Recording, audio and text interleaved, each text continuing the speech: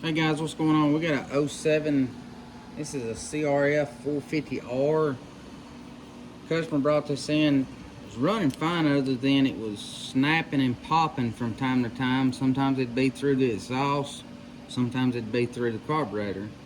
He just wanted me to kind of take a look at it. He couldn't really get it figured out. I took the top cap off of it and everything after doing some other checking, which is just these 3 bolts right here. Got down in there and I noticed the timing chain was loose.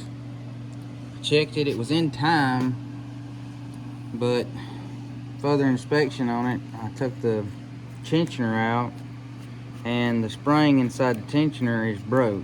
Anybody that's ever messed with one of these know that once you start letting them out, they're supposed to just shoot out automatically. So this is just a quick tip, you know, for y'all to kind of keep a lookout.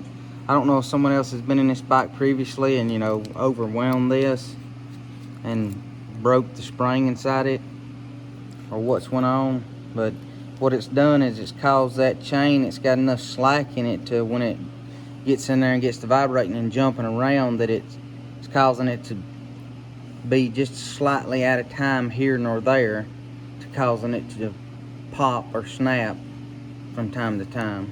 So we got a new tensioner on the way. Gonna get it installed and everything, and that's gonna take care of the problems on this one.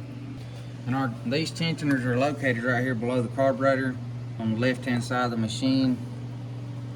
They go right in here. It's just 2 bolts that hold them in. I recommend you checking your timing and everything before taking this out.